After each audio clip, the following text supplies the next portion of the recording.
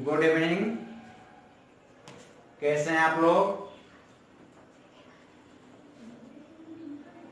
देखिए, कुछ दिन से वीडियो बनाना हम बंद कर दिए थे, तो लड़कों लोग जितने भी लड़के हैं सबका कमेंट पढ़े तो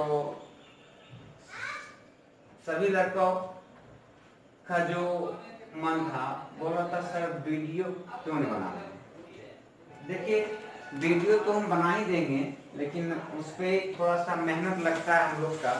उस मेहनत को सफल बनाने के लिए आप लाइक और वीडियो ज़्यादा शेयर कीजिए दोस्तों के बीच और थोड़ा सब्सक्राइबर बढ़ाइए। लाइक करने में आपको क्या जाता है, एक और लाइक कर देते हैं किसी का ज़िंदगी बन जाता है इससे। और सब्सक्राइबर करने से आपका क्या जाता है, सब्सक्राइब कीजिएगा तब तो हम वीडियो बना के आपको न्यू वीडियो डालेंगे आपको। तो आज जो टॉपिक हम लेके आए हैं आपके सामने में, वो टॉपिक का नाम है वर्क पावर एनर्जी। इसके पहले वीडियो में हम इकाई और बीमा का बात किए थे, यूनिट एंड डायमेंशन। इकाई और बीमा का हम चैप्टर पढ़ा चुके हैं, कृपया प्रीवियस वीडियो में जाके देखें, आपको मिल जाएगा। और थोड़ा सा मेरा मेहनत का जो सिलसिला है उस पर थोड़ा आपको भी अपना मेहनत दिखाइए, तब तो हम वीडियो बनाएंगे ना। अब कंटिन्यू वीडियो बनाया जाएगा, आपको देखते रहिए वीडियो और दोस्तों के बीच ये शेयर करते रहिए और थोड़ा व्यूअर बढ़ाइए और सब्सक्राइबर बढ़ाइए, तो और मेहनत हम करेंगे, अच्छा सा वीडियो बनाएंगे। और आपको कहीं चाहते हैं कि आपको अच्छा टॉपिक ला के सामने आए, नॉमिकल कराएं, जो हार्ड टॉपिक है वो चीज हम आपके सामने पेश कर देंगे। सिर्फ आप उन पे ध्यान दें, बस एक बटन दबाना है, बस एक बटन। तो देखते हैं वर्क पावर और एनर्जी, कार्य शक्ति और ऊर्जा। तो हमने डिफिनेशन लिखा है व्हाट इज वर्क, कार्य क्या है। तो एक लड़के से हमने पूछा, क्लास जब हम ले रहे थे उसमें हमने पूछा डिफिनेशन कि कार्य क्या है, तो बोला जो सर काम करते हैं वो कार्य होता है। ठीक है, लेकिन ये डिफिनेशन फिजिक्स में नहीं चलेगा, ये दैनिक जीवन में चलता है कि हम खाना बना रहे हैं या हम खाना खा रहे हैं, खेतों में काम कर रहे हैं, तो कार्य हुआ। लेकिन फिजिक्स अनुसार एक कार्य का डिफिनेशन नहीं हुआ।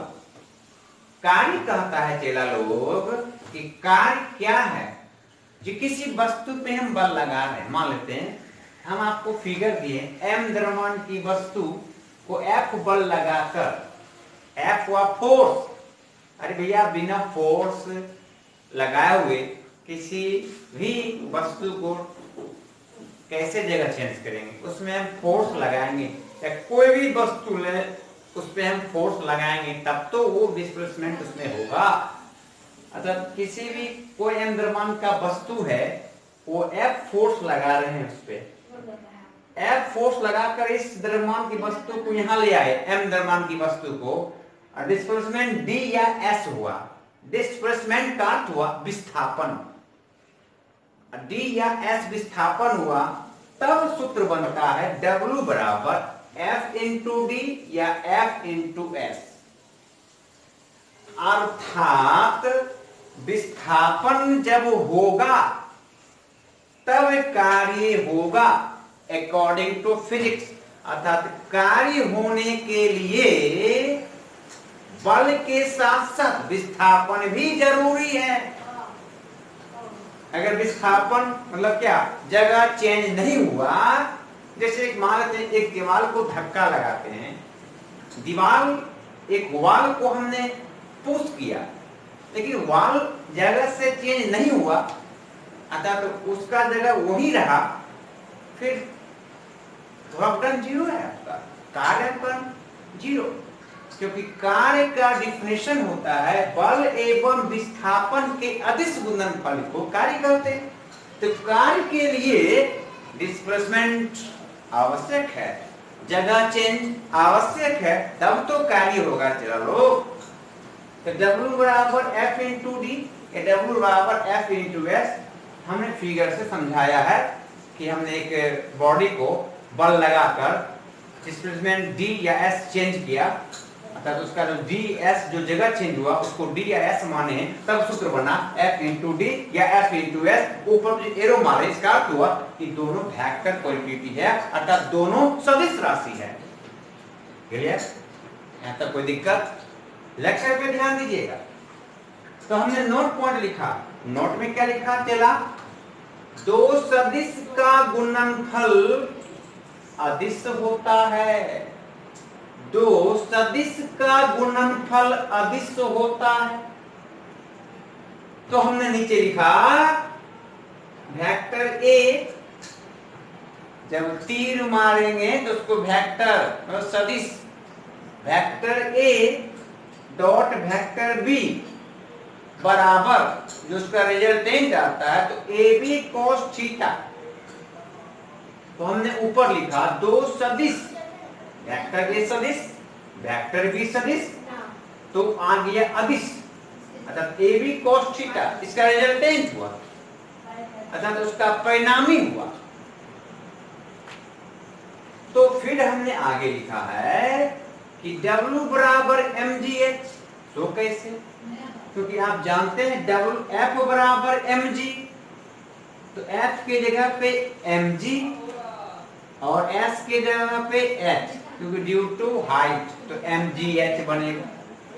फिर F बराबर ma, तो W बराबर F इंटू D, तो F बराबर ma तो बनेगा W बराबर MAD। अब हमने क्योंकि लिखा है नोट पॉइंट में दो सदिश का गुणनफल अदिश और dot vector A vector B बराबर ए बी कॉस थीटा होता है, इसलिए हमने सूत्र बनाया फिर W बराबर एफ एस कॉस थीटा या W बराबर एफ डी कॉस थीटा।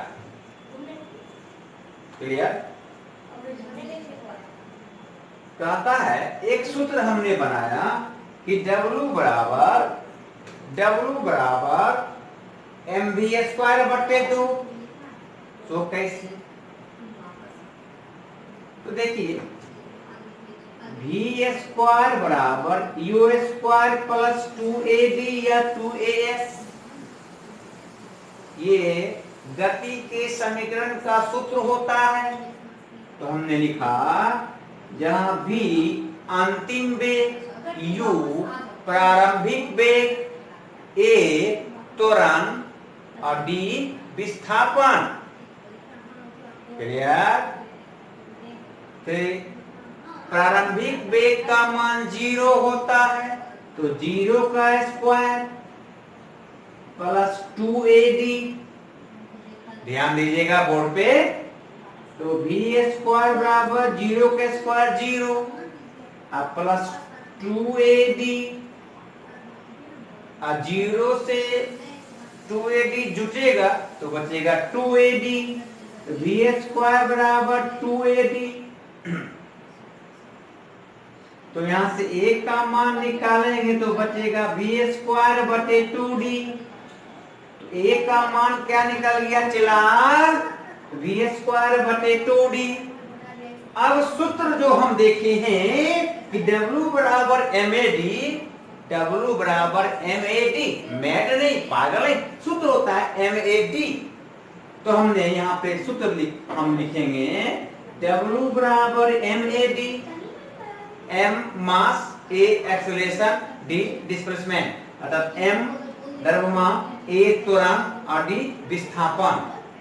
तब यहाँ से M को रहने देंगे, A का मान को पुट करेंगे, v स्क्वायर बटे 2d इंटू d ऑलरेडी है, सूत्र में d है तो d कट गया, तो बच गया W बराबर mv स्क्वायर बटे 2, जो आपका सूत्र 4 नंबर सूत्र जो लिखा हुआ है, ये सूत्र इस तरह से प्राप्त होता है। प्यारे दोस्त समझे?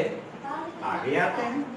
हमने एक फिगर दिया, जब थीटा एंगल पे बल लगाएंगे किसी m द्रव्यमान की वस्तु पर, तब भी सूत्र बनेगा W बराबर FS cos थीटा या W बराबर FD cos थीटा, या इससे भी प्रूव होता है कि दो सदिश का गुणनफल अदिश होता है, तो A vector A dot vector B बराबर AB cos थीटा होता है। या आप थीटा एंगल पे बल लगाइएगा तब सूत्र बनता है W बराबर FS cos थीटा या FD cos थीटा, जहां F फोर्स, W वर्क अर्थात F बल, W कार्य, S या D विस्थापन, इंग्लिश डिस्प्लेसमेंट। चलिए आप देखिए चला, cos थीटा होने के कारण वर्क डन के सूत्र में, कार्य के सूत्र में cos थीटा होने के कारण कार्य का मान तीनों होगा।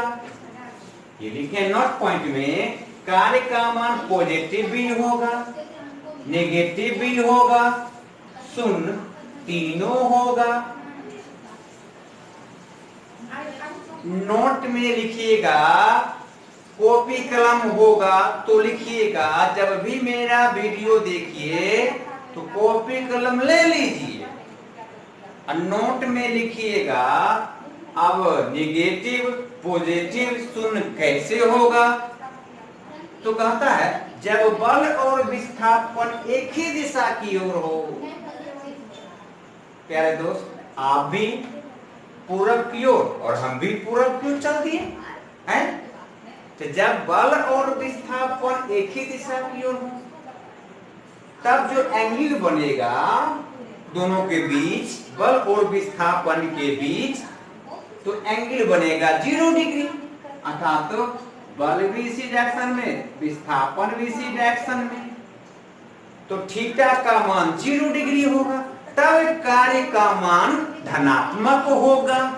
नहीं तो वही लिखे नोट में, लाल पेन से लिखा हुआ है इसके से, थीटा बराबर 0 हो तो कार्य का मान धनात्मक। क्यों? cos 0 का मान 1 होता है तो कार्य का मान धनात्मक होगा। समझे? फिर देखें, जब बल और विस्थापन एक अभिलंब पर हो, जब बल और विस्थापन एक परपेंडिकुलर का तो अभिलंब पर हो,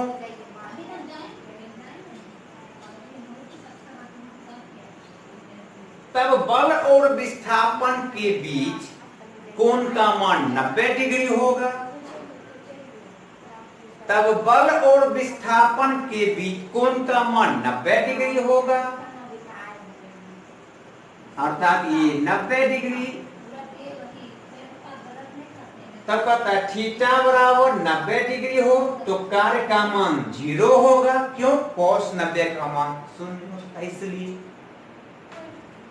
कहता है केस थर्ड है, जब बल और विस्थापन, जब बल और विस्थापन एक दूसरे का विपरीत हो, अर्थात बल इन्ने विस्थापन इन्ने, बल इन्ने विस्थापन इन्ने, तो दोनों कोण कितना हुआ? 180 डिग्री।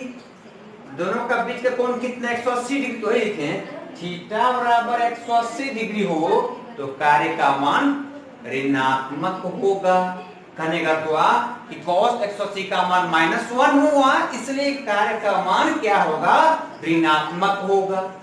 चलिए अब कहता है कि कार्य का मान मैक्सिमम कब होगा, तो दिमाग लगाइए कि कार्य का मान सर्वाधिक किस कंडीशन में होगा। तो भाई लोग, तो कार्य का मान मैक्सिमम कब होगा? जब थीटा का मान 0 डिग्री होगा। कार्य का मान सर्वाधिक किस एंगल पे होगा या कब होगा? जब बल और विस्थापन एक ही दिशा की ओर हो, अर्थात थीटा का मान 0 डिग्री होगा तो कार्य सर्वाधिक होगा। फिर कहेगा कि सर कार्य का मान न्यूनतम कब होगा, मिनिमम कब होगा? तो याद रखिएगा, जब बल और विस्थापन एक दूसरे का विपरीत हो, बल इन्ने विस्थापन इन्ने, अर्थात जब बल और विस्थापन एक दूसरे का अपोजिट में होगा तो याद रखिएगा, तो थीटा का मान 180 डिग्री होगा, तब कार्य का मान ऋणात्मक होगा। तो ऋणात्मक ये बताता है कि कार्य न्यूनतम हुआ, कार्य कम हुआ, न्यूनतम मिनिमम कार्य है कब, जब थीटा का मान 180 डिग्री हो तब। क्लियर? तो कहने का अर्थ हुआ कि कार्य का मान सर्वाधिक कब, तो 0 डिग्री पर, कार्य का मान न्यूनतम कब, 180 डिग्री पर। क्लियर? अब अगला पॉइंट है कि कार्य का एसआई मात्रक जूल, कार्य का एसआई मात्रक जूल तो पढ़ते हैं। अब देखिए, इसको मिटाते हैं। आप देखिए, जूल तो पढ़ते हैं। आप देखिए, द्रव्यमान का मात्रक केजी, देखिए देखिए यहां देखिए, बोर्ड पे देखिए, त्वरण का मात्रक मीटर बट्टा सेकंड स्क्वायर। जी ग्रेविटी एक्सेलरेशन है, मतलब गुरुत्वीय त्वरण है ना, तो मात्रक मीटर बट्टा सेकंड स्क्वायर। ऊंचाई का मात्रक मीटर, सूत्र से प्रूव हो रहा चला, नहीं कुछ तो बट्टा 1 तो बन जाएगा केजी मीटर स्क्वायर बटा सेकंड स्क्वायर। वही तो लिखे रे कि जूल का उपनाम है केजी मीटर स्क्वायर बटा सेकंड स्क्वायर। अब यहां से देखिए, बल का मात्रक न्यूटन, इस सूत्र से देखिए, इस सूत्र से इसका इकाई क्या आएगा, विस्थापन का मात्रक मीटर, तो इसका मात्रक न्यूटन इंटू मीटर भी होगा। और न्यूटन का उपनाम है केजी मीटर बटा second square into metre. Newton ये ऐसे बटा मीटर बा है ये है, तो क्या बन जाएगा अब, तो केजी मीटर स्क्वायर बटा सेकंड स्क्वायर। तो हमने लिखा इसका इकाई कि कार्य का एसआई मात्रक जूल या केजी मीटर स्क्वायर बटा सेकंड स्क्वायर या न्यूटन मीटर या वाट सेकेंड कैसे आएगा, सो देखिए। अब देखिए, P बराबर W/T, आगे बताएंगे, चैप्टर आएगा, इसी चैप्टर में अगला टॉपिक आएगा, शक्ति टॉपिक है तो बताएंगे। इसी का मात्रक हम लोग वाट पढ़ते हैं ना, चला लो, वाट का उपनाम है जूल बटा सेकेंड। जेम्स वाट वैज्ञानिक का नाम था, तो वाट का उपनाम है जूल बटा सेकेंड। तो हमने लिखा है वाट सेकेंड बराबर जूल, कैसे, तो देखिए, अब देखिए, तो वाट का उपनाम जूल बटा सेकेंड, क्योंकि वाट का उपनाम जूल बटा second into second, second cut गया तो बच गया जूल। अर्थात इसका अर्थ हुआ कि जूल का उपनाम हुआ, जूल का उपनाम हुआ जूल या केजी मीटर स्क्वायर बटा सेकंड स्क्वायर या न्यूटन मीटर या वाट इंटू सेकंड। तो प्यारे दोस्त, इस फॉर्मूला से ये इकाई प्राप्त हुआ, इस फॉर्मूला से ये इकाई प्राप्त हुआ। यहां से भी अगर चाहते हैं निकालने के लिए तो निकल जाएगा। देखिए, द्रव्यमान का मात्रक केजी, ए है त्वरण, तो मीटर बटा ए, द्रव्यमान का मात्रक केजी, ए है त्वरण, तो मीटर बटा सेकंड स्क्वायर इंटू मीटर, नहीं कुछ तो बटा 1, क्या ये चीज देखिए, ये चीज यहाँ आ रहा है ना, तो हो जाएगा इसका मात्रक केजी मीटर स्क्वायर बटा सेकंड स्क्वायर। उसी को न्यूटन मीटर कहिएगा, इसी को वाट सेकेंड भी कहिएगा, ठीक है। अब देखिए, यहां से भी प्रूव हो जाएगा। देखिए, W का मात्रक, द्रव्यमान का मात्रक केजी, अब वेग का मात्रक मीटर बटा सेकंड स्क्वायर, क्योंकि पूरे पर स्क्वायर है ना, तो हो जाएगा, तो समझ ही गए होंगे, इसका मात्रक केजी मीटर स्क्वायर बटा सेकंड स्क्वायर। यहाँ पे देखिए, W बराबर FD या FL, तो न्यूटन मीटर, एंगल का इकाई विमान नहीं होता है, तो यहाँ से मात्रा निकल गया न्यूटन इंटू मीटर। तो हमने लिखा है यहाँ पे सब सूत्र से प्रूव होता है कि कार्य का SI मात्रक जूल या केजी मीटर स्क्वायर बटा सेकेंड स्क्वायर या न्यूटन मीटर या वाट सेकेंड। कैसे वाट सेकेंड हुआ? तो वाट किसका मात्रक? शक्ति का। बहुत बढ़िया। तो वाट का उपनाम जूल बटा सेकेंड, तो वाट बराबर जूल बटा सेकेंड, वाट सेकेंड है तो वाट का उपनाम जूल बटा सेकेंड और गुना सेकेंड, तो सेकेंड सेकेंड कट गया तो क्या बच गया? जूल। अर्थात वाट सेकेंड भी जूल के बराबर हुआ ना। अब आइए कार्य का बीमा। तो कार्य का बीमा कैसे निकालिएगा? तो कार्य का बीमा तो केजी के लिए m तो m, मीटर के लिए l तो l स्क्वायर क्या कि मीटर स्क्वायर है, अब बटा सेकेंड स्क्वायर तो बटा है, ऊपर गया तो t का पावर -2, तो कार्य का बीमा ml स्क्वायर t का पावर -2।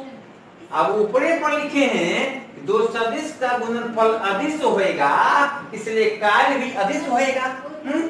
तो कार्य भी क्या होगा? अदिश होगा। और नेक्स्ट वीडियो में इस पे हम प्रॉब्लम बताएंगे, नॉमिकल बताएंगे जो ग्रुप डी और एलपी एयरफोर्स में पूछता है। आज यहीं तक।